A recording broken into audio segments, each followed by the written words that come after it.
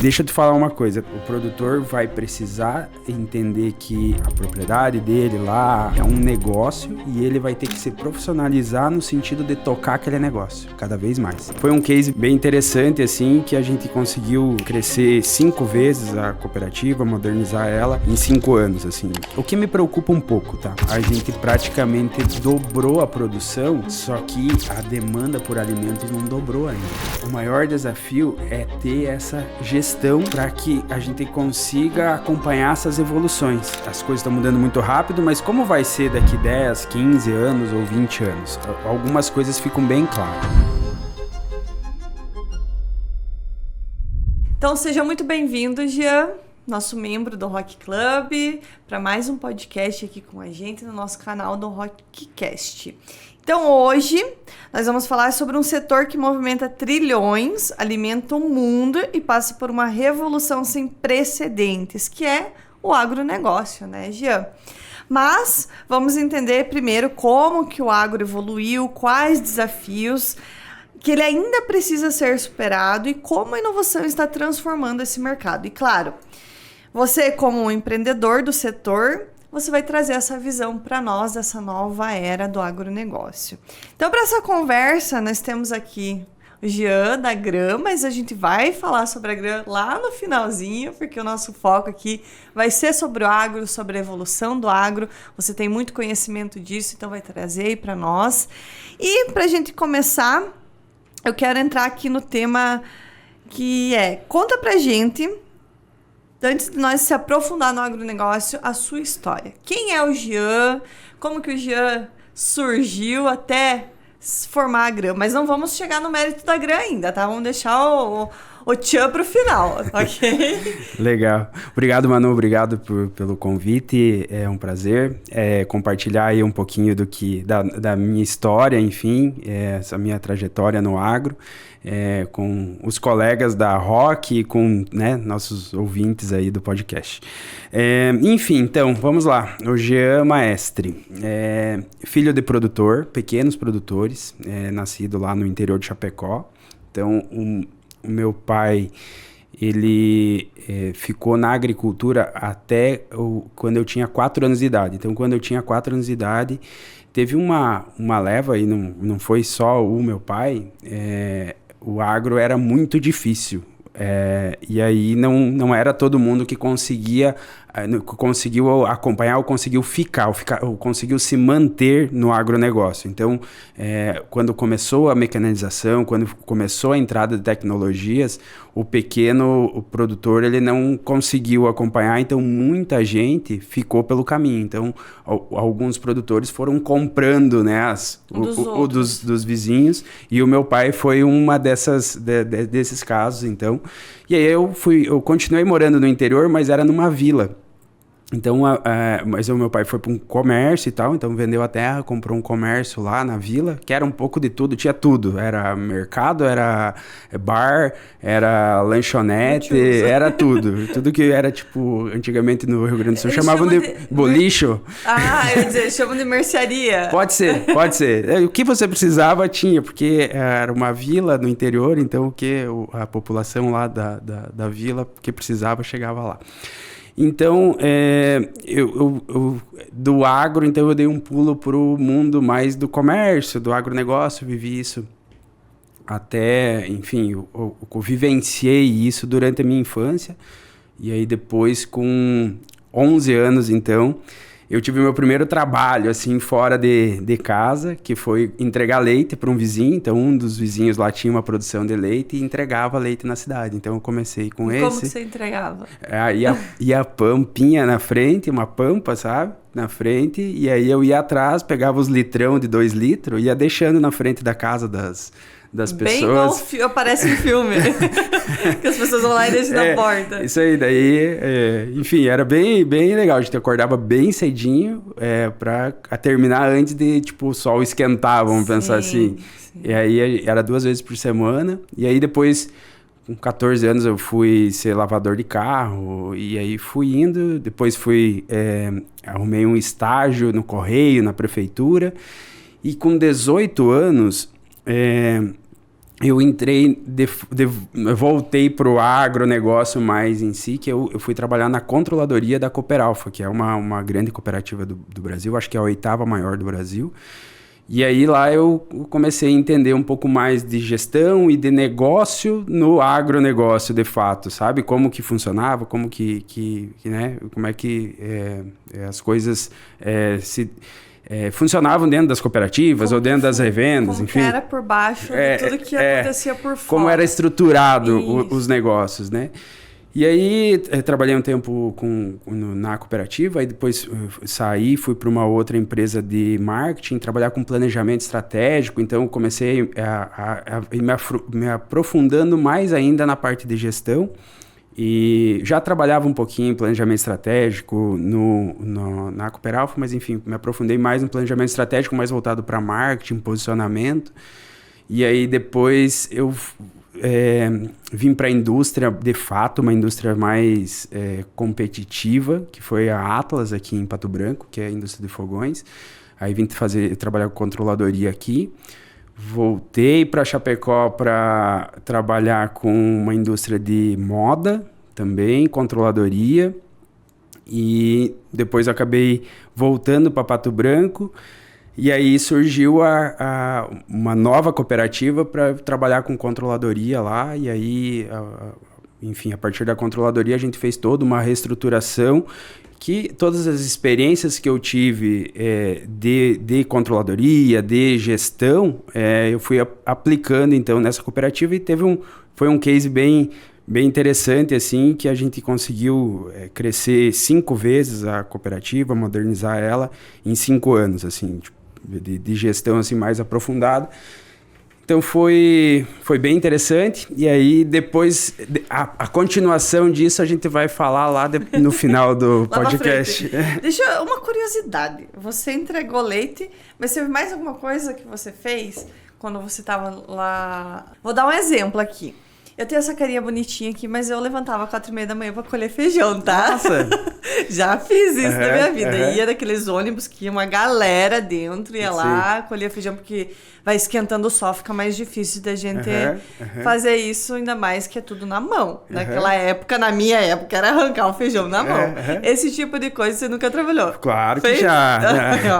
Então, na época de criança, meio adolescente, assim tinha, por exemplo, lá na época arrendava não era, não sei como é que chamava, que pegava tipo uma empreitada. Uma empreitada para arrancar feijão de 1/4 de tera. Eu lembro, na minha cabeça eu era pequeno e aí eu ajudava no fumo. Tinha alguns vizinhos que tinha fumo, daí tinha que fazer os fardos lá e tal, também trabalhei com isso. Caramba. Então, a gente era uma família humilde, a gente tinha que se virar. Meus irmãos, por exemplo, saíram trabalhar fora com 14 anos, 15 anos, eles foram trabalhar fora, hoje eles são do ramo do transporte, mas eles desde cedinho foram e eu acompanhei, e eu também, meus irmãos são mais velhos, eu também saí, ia fazendo mais perto de casa, eu saí só com 17 quando fui para a faculdade, mas até ali eu ficava fazendo esses bicos, essas coisas assim, era tudo normal.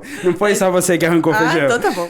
Eu lembro que quando eu recebi os meus salários de R$15, eu trabalhei acho que um ano e pouquinho nessa tarefa, e eu entregava pro pai para ajudar em casa. Tipo, bem isso mesmo. Eu também não sabia o que tinha que fazer com o dinheiro, o que fazer com o dinheiro, mas enfim, era essa a minha função. Porque os meus irmãos, quando trabalhavam, também ajudavam em casa, ou entregavam lá o dinheiro, enfim, quando precisava de alguma coisa, o pai Mas não se sinta sozinha, eu também tinha que dar meus R$4. Ganhei suado. Que coisa. Mas é legal, são experiências assim que fazem a gente evoluir como pessoa. Eu acho que vai moldando, né? Enfim, vai criando a nossa personalidade e tudo mais. Eu percebi muito depois que eu me tornei gestor, quando eu ia contratar alguém, a pessoa precisa ou não precisa, sabe? Tinha muita diferença de entrega nessa questão, quando a pessoa tem tudo e não precisa daquilo para se virar. E eu pego eu como exemplo, então eu não tinha muita opção, eu tinha que dar certo uma curiosidade, assim, eu sempre me dei muito bem em todos os projetos que eu passei, todas as empresas que eu passei, porque eu não encarava como... Dificuldade. Exatamente. Eu digo mesmo.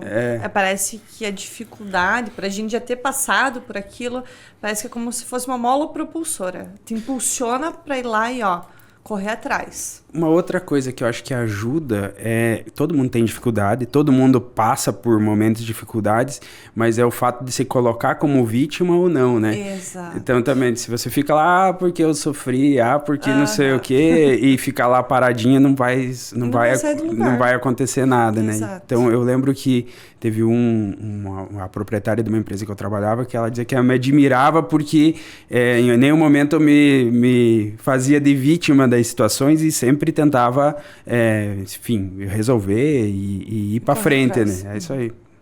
É isso que, na verdade, gera quem a gente é. Exatamente. Como é que fala?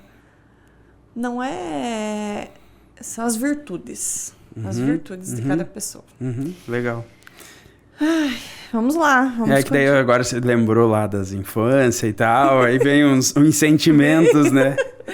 É que a gente revive os momentos, é legal, porque assim, eu também tive uma trajetória de bastante desafio, bastante luta. Então, por mais que hoje as pessoas enxergam quem a gente é hoje, ninguém sabe da nossa história, ninguém sabe lá atrás o que a gente foi moldando, construindo até chegar onde a gente chegou, né? Perfeito. E eu tenho comigo, então... Eu nunca parei para pensar nisso, por isso que eu talvez não me fazia de vítima, porque eu nunca parei para pensar na minha história, eu só pensava para frente, onde que eu queria chegar. E aí chegou um momento da minha vida que eu cheguei aonde eu queria. E aí, pensei agora? E agora? Realmente entrei numa crise existencial. Sei. E aí, ali, revisitar esse passado e entender algumas coisas fez bastante diferença para mim. Tipo, de eu conseguir entender algumas coisas, alguns comportamentos. E, enfim, ajudou a eu equilibrar novamente, porque... a gente acaba seguindo quem está nessa vida mais profissional acaba focando só nessa questão profissional de carreira e não sei o quê e acaba esquecendo algumas coisas. Então eu defini há uns 3 anos atrás que eu precisava equilibrar a minha vida em 3 pontos, que era no corpo, eu não fazia nada de exercício, nunca fiz, e aí comecei a fazer caminhadas, enfim, academia, alguma coisa. Corpo, a mente, cuidar da mente, né, de entender algumas coisas que tá aí, que a gente às vezes faz ou tem comportamentos e não sabe por quê.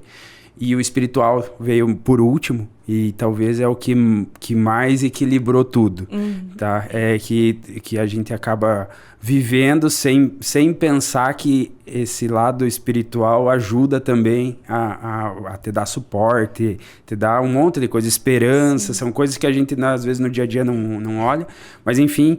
Resumindo, é que eu consigo imaginar, eu consigo hoje ter uma vida mais equilibrada porque eu consegui equilibrar as 3 coisas. Eu não por exemplo, antes eu estava só focado no profissional, hoje eu já consigo equilibrar um pouco mais as coisas. É engraçado você falando isso, porque eu gravei um podcast com o Kenio, que é membro do Rock Club, e ele tem uma pirâmide onde ele fala que não existe equilíbrio entre as 3. Por quê? Mas a pirâmide dele era primeiro Deus, né? Espiritualidade. Depois vem saúde, porque se você não tá bem, não tem como você tá bem espiritualmente também. Depois vem família, porque se você não tá bem com a saúde, não tem como cuidar da família. E por último, trabalho na pirâmide dele. E dele sempre dizia, não tem como você manter um equilíbrio, porque tem dias que você tá bem de saúde, tem dias que você não tá bem de saúde, tem dias que a tua família tá bem, mas o pilar principal é sempre Deus, espiritualidade, pra te manter. Eu concordo com ele disso, só que o problema é que o meu pilar e o pilar de 90% das pessoas, ele é invertido. É o trabalho. É o trabalho em primeiro lugar, aí depois tu vai pensar na família, aí depois tu vai pensar em você, na tua saúde, Exato. E aí a questão espiritual, Deus, tu nem Às vezes nem lembra. Ou só quando você precisa. Exatamente, você tá ferrado lá, que não tem outra saída, daí você lembra. Mas você ter essa consciência que... precisa existir no isso dia na a tua dia, vida. no teu dia a dia, nos dias bons, nos dias ruins, isso te ajuda muito, assim. Virar essa pirâmide não é fácil, Não, mas eu acho que... Eu admiro ele. Mas enfim, é uma boa. Eu tô nesse processo aí eu hoje, por enquanto, tá meio equilibrado ainda. Na minha pirâmide, sempre em primeiro lugar foi a espiritualidade, desde que eu me conheço por gente, porque minha história, eu necessitei disso na minha história. E depois era o trabalho, porque eu não tinha família, então a minha família era eu e Deus, e daí depois vinha trabalho. Aí chegou aquela fase que você falou, trabalhei, lutei, tipo, visualizava pra frente, sempre pra frente, não olhava pra trás, só pra frente. Cheguei onde eu queria, e agora, o que eu faço?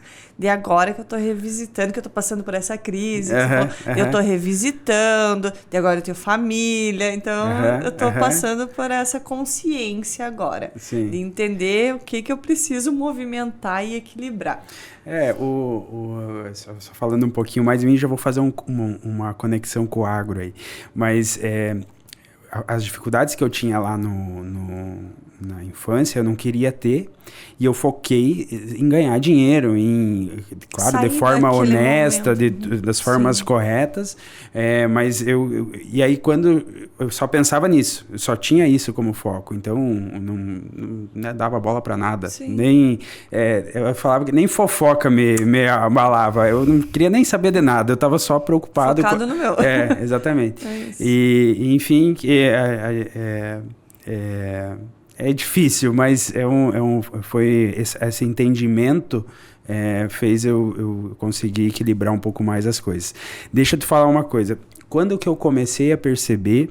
Eu ia perguntar agora. Quando que eu comecei a perceber que a questão espiritual era importante? Quando eu, de fato, consegui me aproximar mais dos produtores rurais. E aí eu comecei a entender...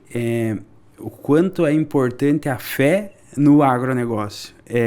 Eu não tinha essa consciência, então eu vivia num mundo paralelo. No sentido de Deus não faça chover, não estrague minha lavoura, ou como?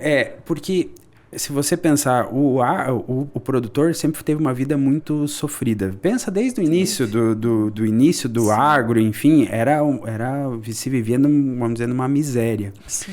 Então, o que fazia eles continuar lutando todos os dias, acordando, plantando, fazendo as coisas que eles fizeram lá atrás? Porque se nós... Hoje, você encontrasse uma dificuldade que eles passaram lá, a gente já teria desistido rapidinho. E aí eu comecei a pensar, eu comecei a ter contato com produtores mais velhos e tal, e todos tinham uma fé bastante fortalecida. Todos, tipo, não consigo, até hoje eu não consigo encontrar nenhum produtor que diz que não acredita em Deus, de alguma forma. Então, eu entendi que a fé foi fundamental também para o agro estar onde está hoje, no sentido de não desistir, de ter a esperança que ia ficar bom, que ia dar certo. Que ia sabe? ter um dia de sol, que ia... Exatamente, que eles iam plantar, que eles iam colher, enfim, naquele momento que desse errado, que eles iam tentar de novo, iam conseguir. Então, não sei se você conseguiu entender a minha colocação. Que perante as dificuldades, a persistência se mantinha pela fé que eles tinham. Porque eles têm, né? Porque eu pensava o seguinte, se eu tivesse lá naquela situação... Largava aquela lavoura e vai para outra coisa. E foi umas coisas que eu mais tinha dificuldade, era a persistência ou a resiliência.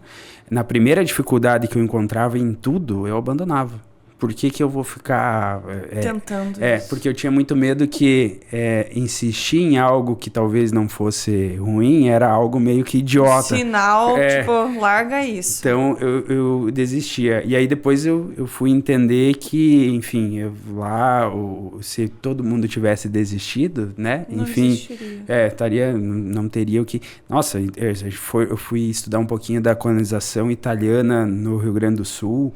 Eles, enfim, o meu bisavô veio em 1880, mais ou menos, 88, E eles não tinham nada, eles chegaram aqui com um sonho. Acho que é a história de muitos avós, né? E aí, né, enfim, eles precisaram, se apegaram na fé e que as coisas e conseguiram.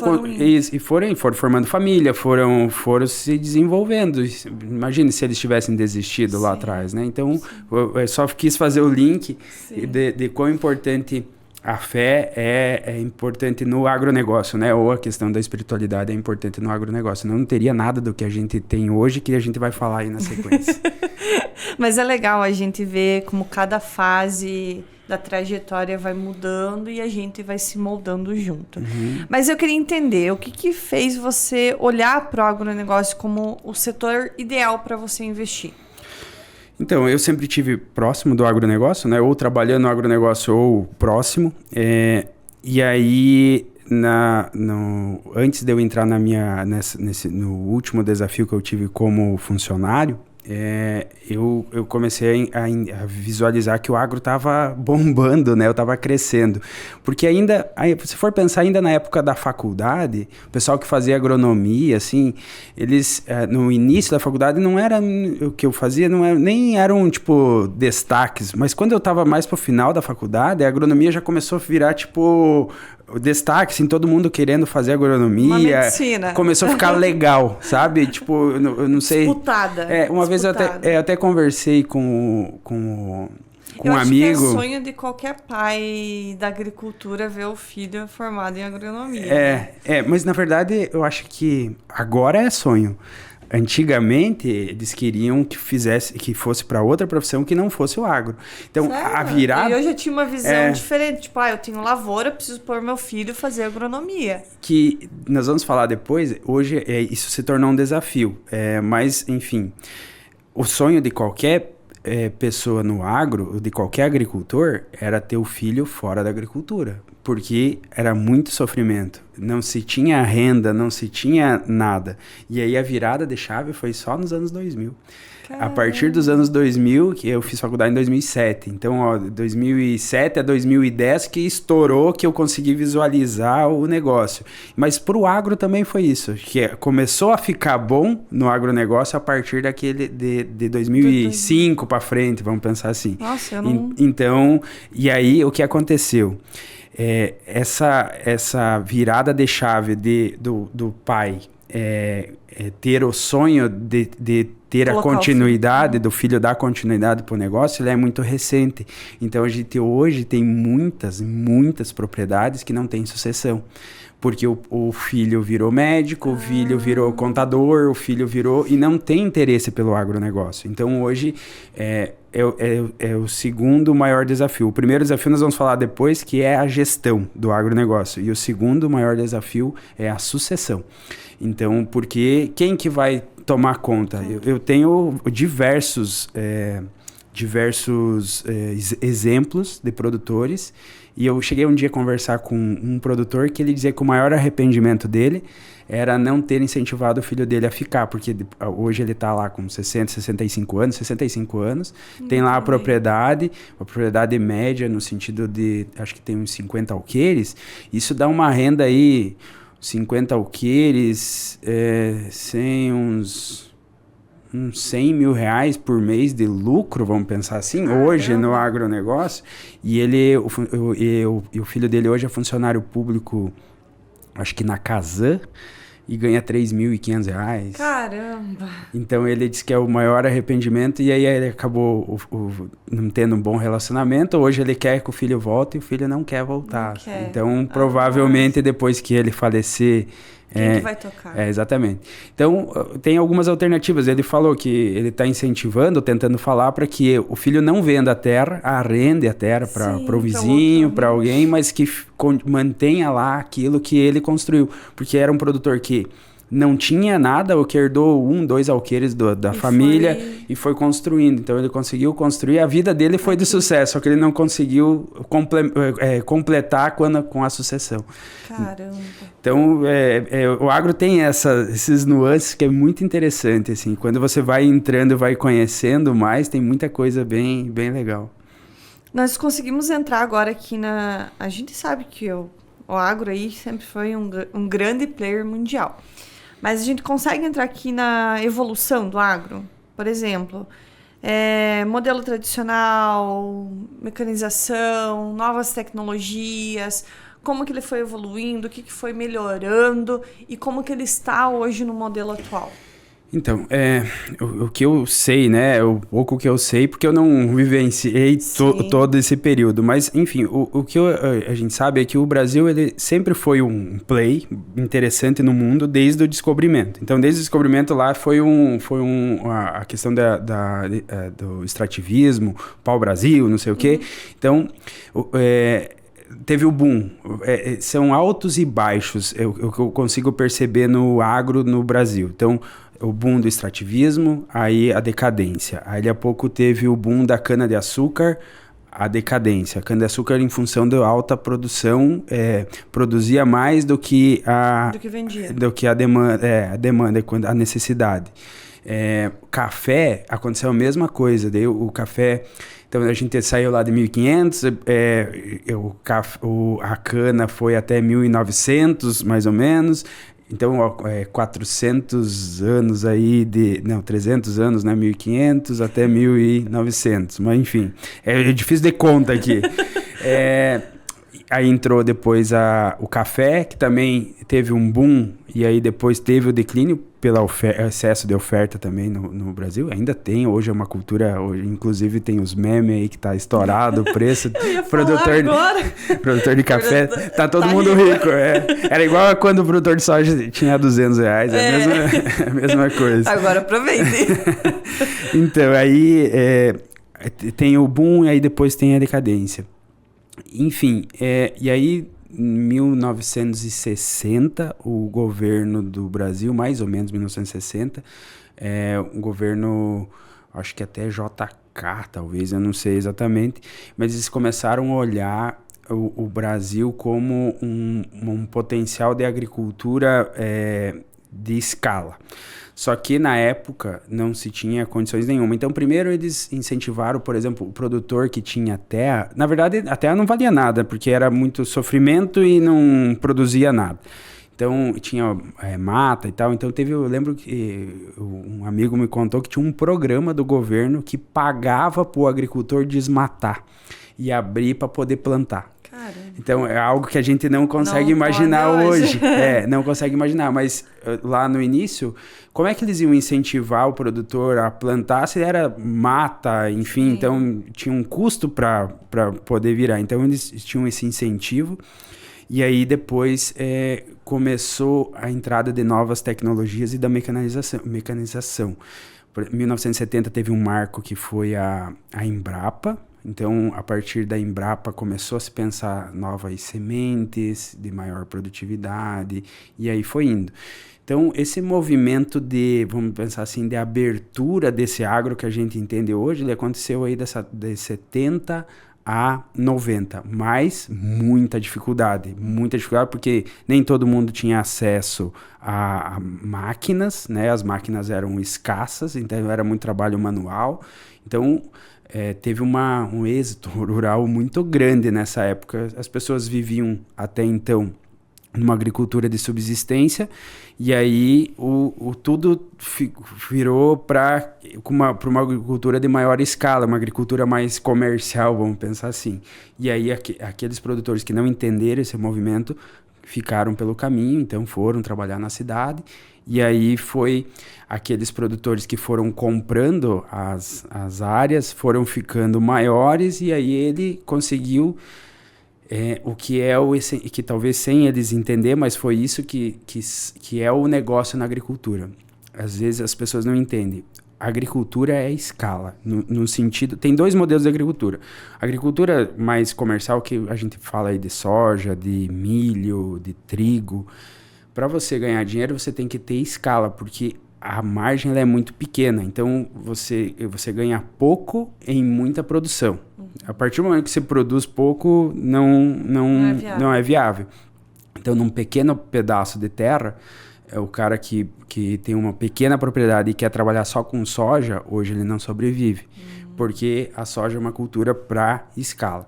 Então, essas pequenas propriedades, elas foram se organizando. No Brasil teve ainda na época dos anos 60, ainda teve essa questão dos suínos. Então, o pequeno foi se adaptando mais para o lado da pecuária, né? Suínos, depois teve o boom do frango, o leite. Depois que eles não conseguiram mais atuar nessas atividades, também começa a ficar em escala, que é os suínos, o frango, foram para o leite. E hoje a gente vive um momento de escala para o leite também. Então, o pequeno já não consegue mais sobreviver só com o leite, por exemplo, o que acontecia até então. Quando você diz frango, é aviário? É, isso aí. Teve vários movimentos Eu sou da época, a minha avó tinha uma chácara, ainda tem até hoje, né? Ela já é falecida, mas na época que eu morava com ela era aviário. Eu lembro que tinha muitos incentivos. Eu era nova, tinha uns 10, 12 anos, mas eu lembro que tinha muito incentivo, porque eu ajudava no aviário. E eles davam ração, eles ajudavam na questão de cuidados, que tinha que dar remédio, medicamento, essas coisas. Eles chamam de integração isso, né? Acho que foi anos 80, 90, estava muito forte isso. Que a indústria implantou modelos de negócio de integração que fazia com que o produtor entrasse só com o trabalho e com o investimento no galpão. Isso. E o restante é tudo por conta da indústria. Então, de alguma forma, viabilizava lá o produtor rural. Só que o produtor, com os desafios no agro, no Brasil, de juros, de mão de obra, enfim, muitos desses, em algum momento, ficou, não sei, por exemplo, a tua família tem ainda aviário lá? Não tem, já derrubaram, já não existe mais. Porque foi isso, então... Ele ficou um tempo, porque a gente era conveniado com a antiga Sadia, que hoje é BRF, né? Enquanto era Sadia, a gente tinha eles, era 2 aviários que tinha e cuidava dos aviários. Eu lembro que depois de um tempo eu era muito nova, não compreendo muito, mas eu creio que foi por esse motivo, porque não era mais viável, derrubaram os aviários e... Perfeito, porque isso aconteceu na soja, isso aconteceu com todos os produtores, ou está acontecendo ainda, tá? Chega um momento que ou você escala, então para você poder... Exatamente, teria que colocar 3, 4 aviários para poder viabilizar aquele negócio. Porque enquanto tem um só, você pega... Quando você fala viabilizar, é ter um retorno financeiro viável. Exatamente, eu dar uma qualidade de vida lá no negócio. Entendi. Então, uma propriedade pequena que não pensou em escalar o negócio... Então... o que eu vejo hoje nos aviários? São grandes empreendimentos que fazem 20 galpões, 20 aviários, 30 aviários, e é o modelo. Então, a produção não diminuiu, mas antes tinha, sei lá, quantos 1000 produtores e hoje tem bem menos produtores, só que cada um produtor produz mais. Entendi. E isso aconteceu também na soja, no milho, enfim... Quando se não pensou na escala, de escalar aquela produção, ficou para trás. Então, o pequeno produtor ele foi encontrando outras alternativas. Então, ele saiu do aviário, provavelmente, não sei, vou sugerir aqui que talvez entrou no leite. Foi? Foi. Então, e aí o leite foi, esse movimento até agora está acontecendo isso. Então, se lá no sítio da tua avó lá tem 8, 10 vacas... vai chegar, ou já chegou, o momento de parar. Porque não viabiliza também, sabe? E sabe o que eu tava pensando agora entrando nesse assunto? Minha avó teve 11 filhos. Pergunta se alguém é do agro. Olha, porque... Nenhum. Mas daí tu pergunta pra tua avó se o sonho dela era que alguém ficasse lá com ela. Nenhum. Ela não tinha esse sonho. Ela queria que todo mundo fosse... saísse de lá para parar de sofrer, vamos dizer assim. O sentimento dos pais e das pessoas que estavam no agro até 2005 era esse, tá? Isso eu te garanto com maior segurança possível. Pode, né? Agora que eu me peguei pensando, falei, cara, 11 filhos, ninguém ficou. É isso aí. Então, eu tava falando da evolução. Então, são altos e baixos, e aí as coisas vão mudando, e aí às vezes o produtor não entende essa mudança. Então, Até 1990 foi essa questão da estruturação, aí essas novas tecnologias, o povo gaúcho aprendeu a plantar no Mato Grosso, agora desbravou... Mato Grosso é forte também, né? É o maior produtor agrícola do Brasil, assim, produtor de soja, milho, enfim, tudo que... As maiores produções estão lá. É porque é muita área, agora abriu todos os outros. Eu visitei há uns meses atrás Roraima, que é o último estado lá, e lá a agricultura está se desenvolvendo com o povo que é aqui do Paraná, do Mato Grosso, está subindo. Então teve uma migração que foi essencial para o Brasil, que foi essa primeira levada até os anos 2000, que foi essa abertura de área, essa busca pela escala. Então, o produtor estava ali no Rio Grande do Sul. O meu pai é um exemplo, só que pela metade. As famílias dos imigrantes vieram basicamente para o Rio Grande do Sul, Santa Catarina, e eles adquiriram um pedaço de terra lá para trabalhar naquela propriedade. Só que as famílias eram muito grandes, eram 11 filhos. E aí, quando chegava um determinado momento, como é que tu vai dividir um pedaço pequeno de terra por 11? Sim. Então, por exemplo, o meu pai foi isso. O vô deu um pouco de dinheiro para ele e disse, procura uma terra para você comprar. E na época, quando ele veio acho que nos final de 60, 70, ele foi para Santa Catarina, ele foi procurar uma terra igual a que eles tinham no Rio Grande do Sul, que era umas pirambeiras, que eles diziam que era a terra mais forte, a terra mais gorda, para poder plantar lá alguma coisa de milho e tal, na beira de rio, tipo terra que hoje não tem tanto valor. Não é valorizada, né? Não tem viabilidade, como a gente estava falando antes. E alguns pegaram eu vou pro Paraná, eu vou buscar terras diferentes, e apostaram, e aí veio a tecnologia que veio de encontro com essa aposta deles, né? Então foram pro Mato Grosso, desbravaram todos os estados, Mato Grosso do Sul, enfim, todos foram desbravando, e a tecnologia veio de encontro a essa busca da escala para eles, né? Então eles saíam numa propriedade pequenininha e foram plantar numa propriedade maior nesses estados, e a tecnologia acompanhou, a modernização como toda acompanhou. E aí depois, em 2005 em diante, estou colocando 2005, mas 2010 também pode ser, entrou a agricultura 4.0, vamos pensar assim, que daí seria uma evolução daquilo que estava vivendo. Então, aí começou a entrar muito mais...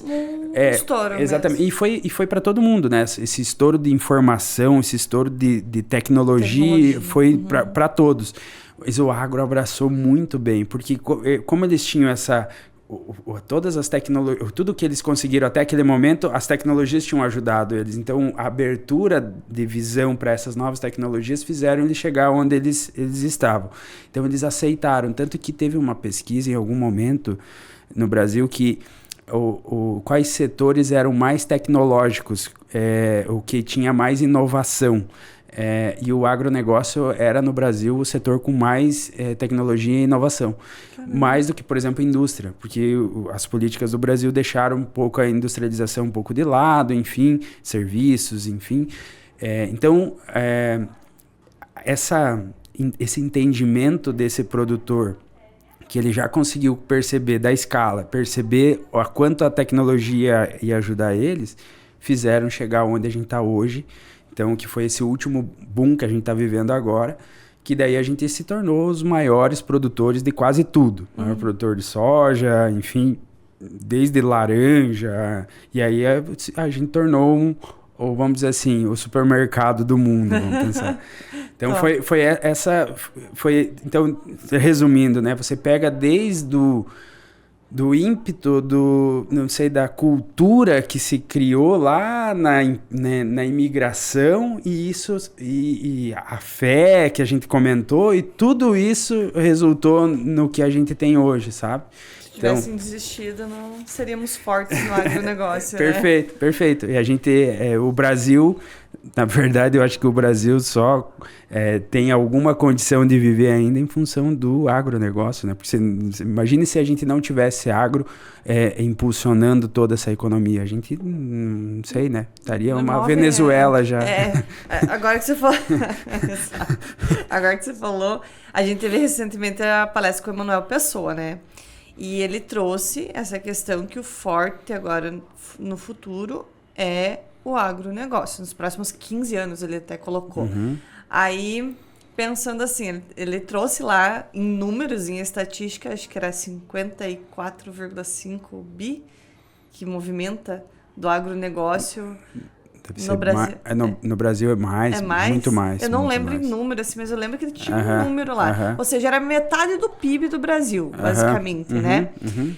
E essa questão que ele trouxe, que, próximos 15 anos, o forte, o futuro é o agro. Qual que é a tua visão sobre isso? Sim, eu acho que o PIB do Brasil é em torno de uns 3 trilhões. Eu fui bem modesta. E aí, como representa praticamente 30%, deve ser muito próximo de 1 trilhão todo o agronegócio. Eu lembro que era algo assim, só que eu não consigo lembrar do número exato. É muito, muito dinheiro, é muita coisa. E isso a gente só analisa os negócios do agro em si, mas esses negócios do agro geram outros negócios, por exemplo, né, a ViaSoft. Sim, um sistema que supre... Então tá ligado ao agro, só que nas estatísticas do PIB é serviço, não tem nada a ver com o agro. Então você imagina a correlação que faz quando a gente relaciona todo mundo que é impactado pelo agro. E qual que era a pergunta mesmo? Sobre a questão que ele trouxe do Emanuel, agora, nos próximos 15 anos, o forte é o agronegócio. Perfeito. Só que ele usou de uma forma generalizada, né? Então, se entende que qualquer vertente do agro é o que vai ser o forte. Perfeito. Se a gente pensar em tendência, tá, hoje a gente está aqui, as coisas estão mudando muito rápido, mas como vai ser daqui 10, 15 anos ou 20 anos? Algumas coisas ficam bem claras. Primeiro, a gente tem um envelhecimento da população, mas a gente tem um crescimento da população, porque as pessoas estão deixando de morrer e tá nascendo gente igual. Vão mudar a idade de se aposentar agora, porque tem muita gente com vida saudável. Essa é aquela questão do equilíbrio que eu falei antes, que as pessoas morriam antigamente com 60 anos, elas vão morrer com 100 anos agora, né? Tomara. Então, e aí... vai ter um aumento da população em geral. Automaticamente vai ter um aumento de renda, porque as tecnologias e tudo vai acompanhando, as pessoas tendem a ganhar mais no mundo. Eu tô falando isso no mundo, tá? Então, desde aumento da população, aumento de renda, automaticamente quando você aumenta a renda, o que você faz? Você come melhor. E você, para fazer o negócio girar, tu precisa de energia também. Agora que você falou na parte de comer melhor, eu vou te interrompendo, tá? Mas é que eu não quero deixar para falar lá na frente. Tá bom. Antigamente, nós não tínhamos a qualidade e o poder de compra que nós temos hoje. Porque eu me lembro muito bem, quando eu era criança, que a gente passava vontade de muita coisa. Amanhã no mercado comprava um negocinho de iogurte, um pacotinho de iogurte e dizia, é isso daqui que tem pro mês. Hoje, a gente tem uma qualidade de vida melhor para muitos brasileiros. Tem muitos que ainda não têm essa qualidade de vida, mas tem muitos incentivos, benefícios que o governo vai trazendo que também pode proporcionar, que antigamente não tinha. Nós não comia coisas melhores. Só que em contrapartida, vou justificar aqui, antigamente a comida era com menos agrotóxico, menos industrializada. Hoje em dia é mais industrializado. Mas se fosse... Ou eu tô errada? Tá errada. É bom. Se fosse prejudicial, as pessoas estariam morrendo antes. Elas estão vivendo mais. Então quer dizer que o agrotóxico não faz mal para as pessoas. Ah, entendi. Você entendeu? É claro que tem novas doenças a todo momento, tem problemas, mas talvez antigamente as pessoas morriam de câncer e nem sabiam. Por que eu trouxe isso? Porque muita gente fala isso. Antigamente comiam melhor, era melhor, pegava comida lá na horta e não sei o quê. Hoje em dia não dá para comer, é tudo industrializado. E é muita gente gente com esse pensamento? Para você ter uma ideia, essa mudança na alimentação está transformando o corpo das pessoas também. Por exemplo, antigamente as pessoas eram muito mais baixinhas do que hoje. Não, isso daí se chama outro nome. Não, mas é isso. Essa evolução na alimentação, ela está nos levando para, por exemplo, homens mais fortes, maiores e tal. A gente está crescendo mesmo. Então, até isso vai impactar, de certa forma. Porque quanto a pessoa maior ela é, mais ela vai comer. Então, a gente vai ter mais pessoas, mais dinheiro para poder comer. Então, vai gerar mais demanda por alimento. Uhum. Então, eu não tenho dúvida que o futuro é o alimento. Uhum. Tem algumas coisas, por exemplo, eu até 3 anos atrás eu não tomava nada de remédio, vitamina, pílula, de nada. Hoje eu tomo mais de 10 por dia.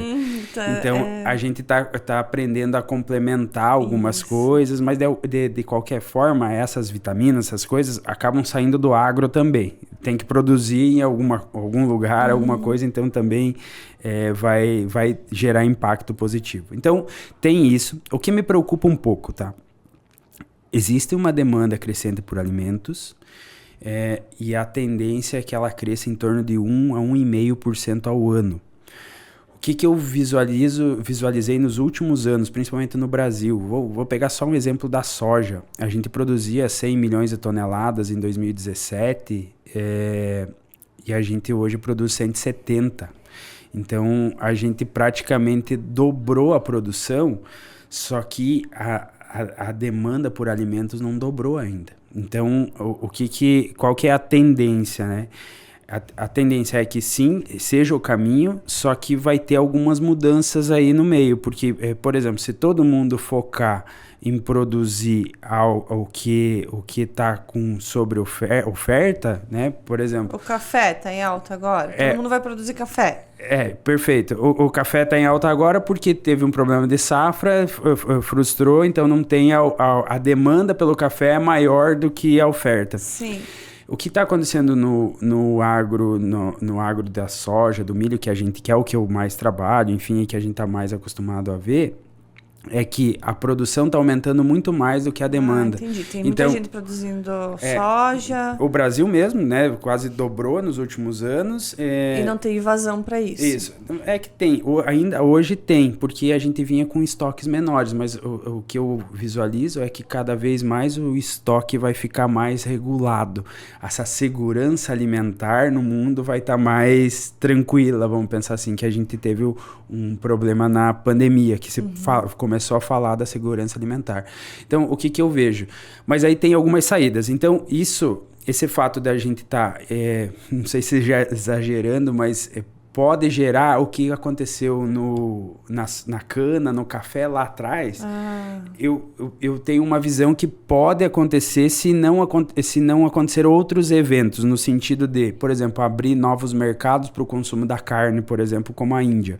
A Índia é um potencial e hoje não consome carne, então a partir do momento que a Índia, que tem mais de 1 bi de pessoas, consumir, acontece uma segunda rodada do que aconteceu na China, que foi por isso que o agro cresceu tanto, porque a China saiu de uma cultura de subsistência e foi trabalhar na cidade.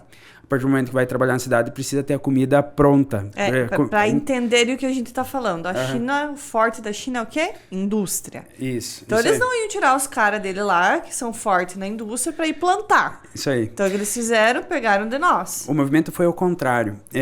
Na China, todo mundo era igual no Brasil. A agricultura no Brasil lá dos 1960. Então, as pessoas viviam todo mundo no interior e se produzia o seu próprio alimento, então não girava a economia, no sentido que era só para subsistência ali, fazia as trocas deles ali e tal. E aí, em um determinado momento, o governo chinês disse, não, eu vou ser a indústria do mundo. E Sim. Então, essas pessoas saíram cultura de subsistência do interior. O que aconteceu no Brasil também, as pessoas saíram do agronegócio e foram trabalhar na cidade. A partir do momento que as pessoas vão trabalhar na cidade, a demanda por alimento, porque antes elas produziam seu próprio alimento, agora alguém tem que produzir esse... consumidores. Exatamente. Alguém tem que produzir esse alimento. Então, por isso dessa escala do agro, no sentido que daí precisa do milho, da soja, principalmente, mas enfim, todos os alimentos, porque a pessoa está ali trabalhando, está ganhando dinheiro e precisa comer, e aí vai girando. Então, tem algumas alternativas que pode ser que mude esses cenários. Então, não tem um cenário claro de como que vai ser o agro. Vai continuar crescendo, vai continuar sendo o motor do mundo, a coisa mais importante, que é essa questão da segurança alimentar, mas aí tem alguns nuances. É como que a gente, por exemplo, o Brasil vai se manter produzindo cada vez mais, e como isso vai impactar na questão da oferta do alimento para o mundo. Vai se abrir novos mercados com a mesma rapidez que está se produzindo? Então, essas dúvidas que ainda a gente não tem clareza, mas de fato vai continuar crescendo e vai continuar evoluindo, mas talvez vai ter algumas mudanças. Uma coisa que eu... Que nem diz o Emanuel. Puxa o baralho aí, vamos ver no baralho. Pode ser que, por exemplo, a gente tenha a inclusão de novas culturas hoje, que o Brasil talvez hoje não produza, que talvez não é o foco, e que a pouco a gente se torne um produtor disso. Então, pode migrar um pouco. Aí, tudo isso que a gente falou, a gente chega num determinado ponto que, a partir do momento que a oferta ela fica maior que a demanda, o preço ele vai sofrer. Então, o produtor, ele já tem a escala, ele sabe lá produzir muito bem, enfim, ele tá com o negócio redondo dele, no sentido de ganhar dinheiro. Só que ele vai ter margem, sempre ele vai ter margem, porque o custo sempre vai acompanhar o preço de venda. É commodity, dificilmente o custo vai ficar maior do que o preço que ele vende. Dificilmente, é impossível, porque o mercado vai se autorregular. A partir do momento que o custo ficar maior, ninguém vai comprar, o custo vai baixar. Então, aí a gente chega talvez no maior desafio que tudo isso produz. As margens vão apertar cada vez mais. Então, por exemplo, se antes o produtor sobrava R$100 mil no mês, daqui a pouco vai começar a sobrar R$10 mil por mês se ele não ter uma gestão apropriada. Então, eu já acabei respondendo. O maior desafio é ter essa gestão para que a gente consiga acompanhar essas evoluções. Então, da mesma forma que antes lá, por exemplo, se ganhava mais dinheiro lá antigamente, hoje se ganha menos, só que hoje tem mais escala. Então, a partir de agora, quanto que a gente vai conseguir subir de escala? Não sei quanto, porque daí tem essa questão da oferta, vai subir demais a oferta. Quanto mais escala for feita, mais oferta vai ter, então menores os preços. Quanto menores os preços, menores as margens. Então, como que o produtor, como que o agro vai se sair em cima disso? A minha opinião. Esses processos de profissionalização que eu falei antes, então vai acontecer de forma cada vez mais rápida. O produtor vai precisar entender que a propriedade dele lá, enfim, é um negócio, e ele vai ter que se profissionalizar no sentido de tocar aquele negócio, cada vez mais.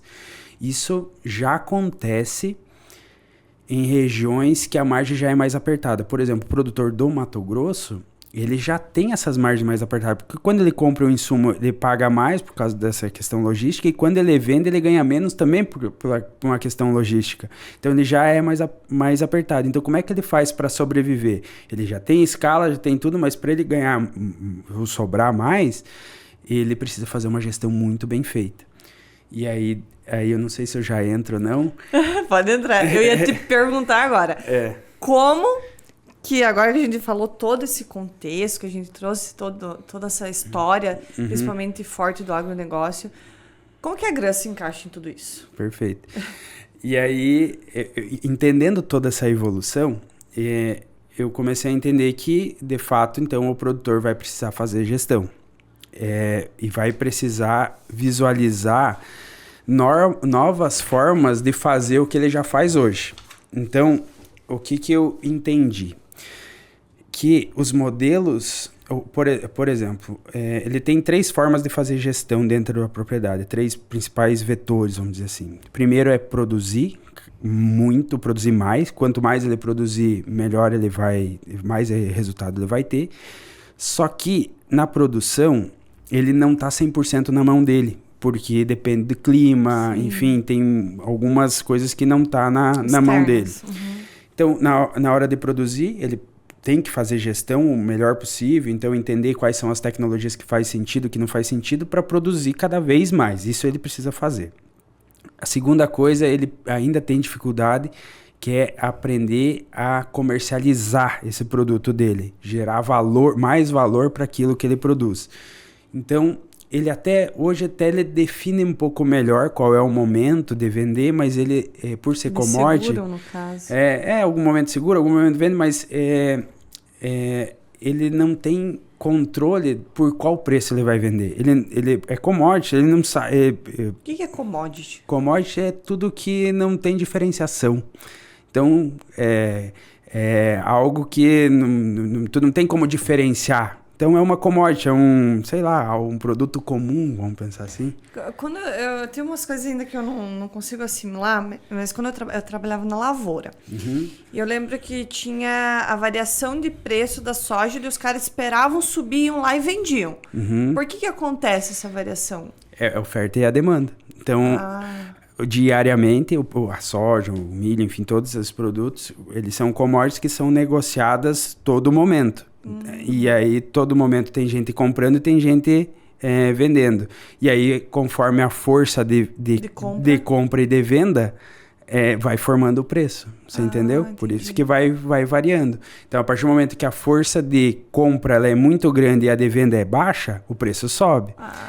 A partir do momento que a força de venda, então quando você produz muito, produz demais e não tem... Tem muito produto e não tem comprador. Não tem comprador produto, o preço vai cair. O produtor, ele precisa fazer mais gestão na hora de comercializar, então cada vez mais, hoje já existem ferramentas, mas para ele poder travar preço, então ele consegue hoje já travar algo de preço para o ano que vem, por exemplo. Da produção dele, só que é muito pouco usado, então com o tempo ele vai precisar se profissionalizar no sentido de entender mais o mercado e para poder vender melhor o que ele produz. Uhum. E o terceiro vetor, vamos dizer assim, a terceira parte é o único momento que ele tem 100% do controle do negócio, que é o momento de comprar. No momento que ele compra, ele é o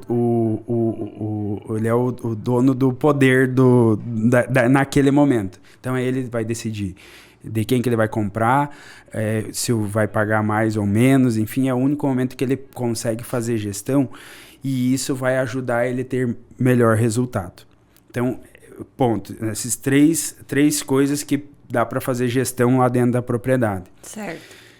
Comprar o quê? Comprar os insumos, o seu custo, formar o seu custo. Então, e aí, onde que a Agran entra? Dentro desses 3 fatores, a Agran pode entrar nos 3, mas mais fortemente ou com maior foco, a gente estruturou um modelo de negócio que visa o produtor a conquistar uma eficiência que os modelos tradicionais das cooperativas e as revendas não conseguem entregar, porque foram modelos criados há 50, 60 anos e não mudaram. O modelo tradicional de uma revenda, de uma cooperativa é comprar, fazer estoque, vender a prazo. E aí, nesse processo, ele vai carregando um monte de custos sobre o insumo. E aí, começa a inchar, tanto que no agronegócio, as revendas, as cooperativas têm que trabalhar com uma média de 20% de margem. Então, quando o produtor compra algum produto de alguma revenda, de alguma cooperativa, em média ele está pagando 20% de margem, né? O 20% de diferença entre o preço da indústria e o preço que ele está pagando. Então, o que significa, eu vou te Pode falar. Para a gente entender numa linguagem mais comum, popular. Então, o produtor, para ele plantar, ele precisa do insumo para pôr na lavoura dele. Esse insumo vem da cooperativa, que está lá em grande estoque, em grande escala. Perfeito. E daí ele tem uma margem de perca. Não, Então, esse modelo tradicional de você estocar, de você, né, enfim, ter todo esse processo normal, aí tu precisa vender a prazo, aí você tem que analisar crédito, aí você tem que ter funcionários, você tem que ter advogado, você tem que ter uma estrutura administrativa e operacional muito grande, faz com que essas empresas, essas cooperativas ou revenda, essas empresas que vendem insumos para os produtores, elas têm um custo médio de 15%, custo da operação. Certo. E aí eles precisam vender com 20% para ter uma margem de 4 ou 5%. Então esse é um negócio, é um modelo que... É a margem de cagaço, digamos assim. É o lucro. É o lucro. Ah, é o lucro dele. 4 a 5%. 4 a 5% é lucro. De 15, 4 a 5% é o lucro dele. De 20, né? 4 a 5 é lucro e 15 é custo. Nossa. Então, qual que é o modelo da Gran? A gente não carrega esses 15% de custo. Por quê? O produtor, ele tá indo para uma escala, ele tá indo para uma profissionalização e ele já tem uma estrutura que ele vai crescendo, ele vai construindo, tendo estrutura, funcionário, barracão, enfim, tudo isso. E ele precisa viabilizar aquela estrutura que ele tem, porque a partir do momento que ele trabalha com a cooperativa ou com a revenda, que tem um modelo tradicional, ele está pagando todos esses custos, ele está pagando esses 15%. Dele, quem paga é o produtor. Qualquer coisa que... Não é prejuízo da cooperativa. Não, nunca. Ninguém quer trabalhar com prejuízo, né? Então, quem paga no final é sempre o produtor. Isso é regra. Então, qual que é o modelo da Gran? A gente não carrega esses 15% de custo no modelo, a gente não tem esse modelo tradicional de estoque, não sei o que, um monte de coisa que fica carregando. E aí a gente faz uma gestão de compra para o produtor e faz, principalmente a parte logística, a entrega direta da indústria para o produtor. Um link direto. Eu faço um link sem esses 15% de custo. Essa é a regra da Gran. Então, é um negócio novo, é algo que na região ainda não tem. Na região do pessoal mais profissionalizado no sentido de Mato Grosso, enfim, já tem modelos parecidos que funcionam, por exemplo, centrais de compras, tem alguns movimentos que estão remodelando esse modelo do modelo tradicional, porque o modelo tradicional, eu não consigo visualizar esse modelo tradicional indo muito mais para frente, porque o produtor, com as margens apertando, vai ficar pagando 15% a mais das coisas? O produtor que sabe dessa informação, né? Exatamente. Então, o que é o modelo da Gran, né? Então, é oferecer esses produtos da mesma qualidade, da mesma marca, enfim, toda a segurança, toda a assistência técnica, tudo que realmente faz sentido para o produtor, a gente entrega com preço melhor. Então, esse é o nosso modelo. E aí, o produtor, principalmente a nossa região, ele vai ir para um movimento de começar a olhar para isso. Então, ele vai começar a entender que para ele sobrar mais ou para ele ter melhor resultado no negócio dele, ele vai ter que atuar nas 3 pontas dele. Quando ele for atuar nas compras, a Gran é uma solução para ele. Top. Sei se você conseguiu entender a lógica. Compreender. E é muito mais viável para ele também, porque... Só que ele tem que ter essa ciência, que ele tá pagando esses 15%. E eu acho que... Eu não sei se todos têm essa ciência, né? Eles acham que todo mundo vive de amor. No sentido que só cobram o custo deles. Ou que quando o cara tá fazendo um desconto para ele, tá fazendo um favor para ele.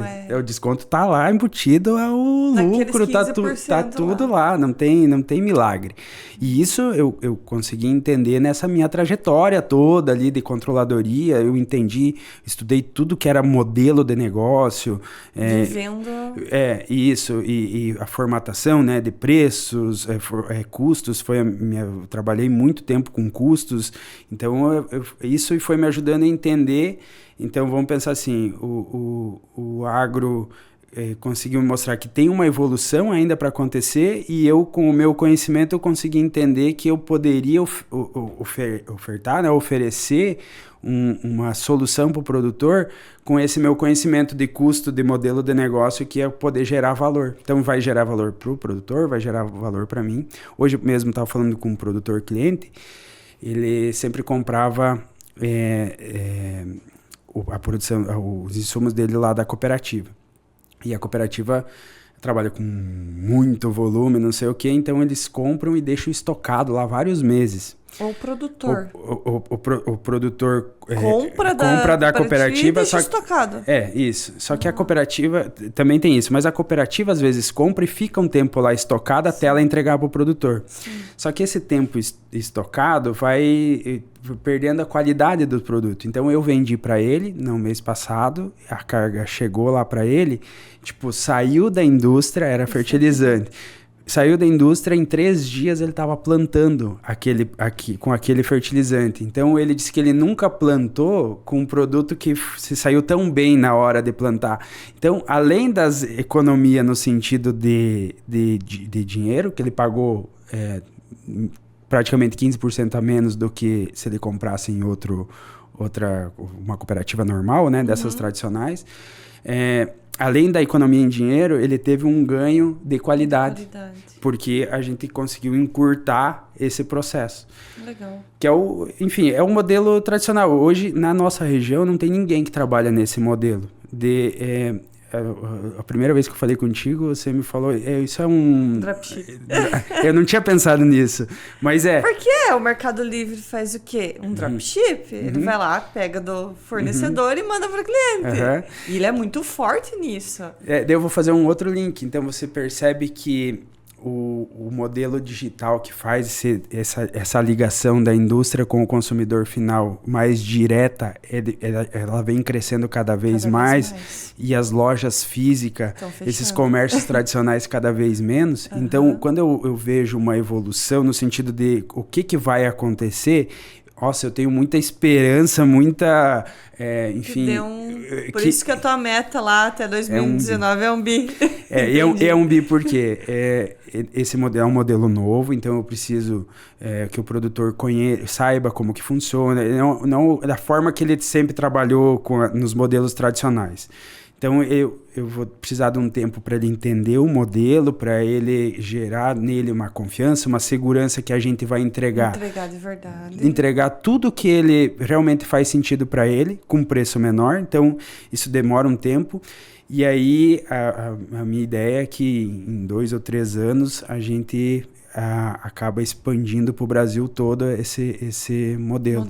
Por isso que eu fui lá visitar Roraima, fui já para Rondônia. Enfim, estratégico.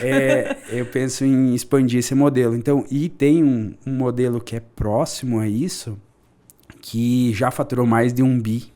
Então, por isso que eu coloquei lá 1 bi de faturamento. Então, a gente vai chegar nesse 1 bi até 2029, se Deus quiser. E o modelo tem tudo para chegar. É um modelo inovador. O que vai fazer isso acontecer ou não? É a gente conseguir mostrar para o produtor... A informação. Ele conseguir entender o negócio. Eu ia falar isso agora. Informação. A gente tem que estar em constante evolução para o nosso negócio. Por exemplo, eu não sou do agronegócio, mas eu sou aquela pessoa que eu pesquiso muitas coisas. Eu trabalhei muitos anos com contabilidade, com custos, estoque, então a gente tem uma ciência. E daí eu sou aquela que, entre comprar uma roupa na loja e no site, eu pesquiso. O que está mais barato? A roupa da loja ou a roupa do site? O tênis da loja ou o tênis do site? Claro que aqui existe toda a questão de custo da empresa, funcionário, local, enfim, luz, tudo que tem ali embutido. Como se fosse uma casa nossa, né? E normalmente, 100%, no site ele é sempre mais barato. Já me aconteceu de eu ir lá e comprar um tênis que na loja é R$400 e eu pagar R$190 no site. Perfeito. É porque daí tu fica, como é que eu pago R$190 no site? Mas é porque não tem esse custo. Você elimina todos esses custos, né? E eu acho que o teu forte agora é conscientizar o produtor lá da ponta que esse negócio é basicamente que é o mesmo produto que ele compra no modelo tradicional, que ele vai ter os mesmos serviços que são relevantes, por exemplo, acompanhamento, pós-vendas, assistência técnica, ele vai ter tudo isso pagando menos. Eu contratei um pessoal de marketing e tal para me ajudar com pesquisa, para entender esse cliente e tal. Ainda a gente tem muita resistência no sentido de modelo, porque eles estão acostumados com esse modelo há muito tempo, então eles estão confortáveis. Hoje, eles são pessoas antigas. Perfeito. E os mais antigos, eles têm que ter confiança naquilo que eles estão comprando. Exatamente. Então, e o filho que tá ali, né, fez agronomia e tá ali tentando ajudar, ele ainda não tem a decisão, ainda não tá na mão dele. Uhum. Mas ele tá mostrando pro pai dele que... é isso mesmo, dá certo. Em algum momento, ele vai ter que mexer naqueles 3 vetores lá. Hoje ele faz muito bem o primeiro vetor, que é da produção, tá? Hoje o produtor brasileiro, ele sabe produzir. Isso já não se discute. Mas esses 2 outros, ele vai chegar um momento que ele vai precisar tomar uma decisão para poder viabilizar. Porque senão, se ele não pensar nesses outros 2 vetores, vai acontecer o que aconteceu com o meu pai lá em 94. Vai ter que vender a terra.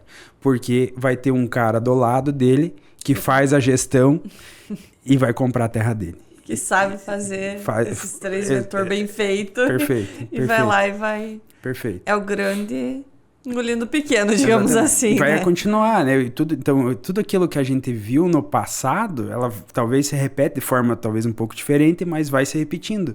Então, lembra que eu falei dos ciclos, dos altos e baixos? Então, se o produtor não tiver preparado com gestão para o momento de baixa desse momento que a gente está vivendo agora, que a gente já está alinhando para baixo no sentido, mas é um momento de mudança. Então, esse produtor tem que se adequar para poder daqui a pouco pegar o movimento para cima. Senão ele vai desistir ali no meio do caminho, sabe? Entendi. Legal. Legal mesmo. E onde que a gente acha a Grã? Então, a gente tem Instagram, que é grãprodutor, arroba grãprodutor, né? Que é do Instagram. E a gente tem o site também, grãagr, de agrícola, grãagr.com.br. Então, a gente está reformulando, como o pessoal do marketing tá mexendo, mas eu acredito que na semana que vem a gente vai estar com os materiais prontos para poder trabalhar melhor essa comunicação do produtor, entender o que é a Grã e como que a gente trabalha. E a partir dali vai ser um movimento aos poucos para ele ir entendendo, a gente ir validando esse modelo com ele conseguir entender as vantagens que ele tem desse modelo, e a gente vai crescendo até chegar nesse 1 bi de faturamento que a gente espera. É isso aí, me convida para comemorar. Boa, sim, pode deixar. Então vamos encerrar o nosso podcast incrível. Hoje foi... Hoje deu boa. Deu boa. Jean, quero te agradecer pela sua presença, por ter aceitado o convite. Foi sensacional esse podcast. E eu quero que você deixe aquela mensagem de final para encerramento. Essa é a pior parte. Galera, só fala assim, galera, vamos lá, vamos produzir. É isso aí. Então, para quem é do agro hoje, eu tenho, orgulho de fazer parte do agro e dizer... não entendam o que eu falei de forma no sentido de eu quero que vocês melhorem, evoluam cada vez mais. Porque se a gente pegar o histórico, teve isso. Então, eu quero que vocês se preparem. Então, eu tenho, não sei como é que pode dizer assim, eu tenho orgulho de estar próximo de quem é do agro, desses produtores, isso me encanta bastante. E quero dizer que, enfim, eu tô aí, eu tenho bastante esperança que as coisas vão cada vez melhorar e acontecer. Isso, vão acontecer da forma que eu imagino. Às vezes, eu tenho certeza que não vai ser tudo da forma que eu imagino, mas a gente vai construindo e vai se adaptando, tendo fé e esperança aí que as coisas vão se ajeitando. E dizer que, enfim, a Gran tá aí à disposição dos produtores, bora produzir, bora ter procurar mais, gente. bora ter mais resultado, a Gran tá aí para isso. Ótimo, obrigada, Jean. Obrigada, pessoal que está nos assistindo, e até um próximo episódio. Valeu, gente, obrigado.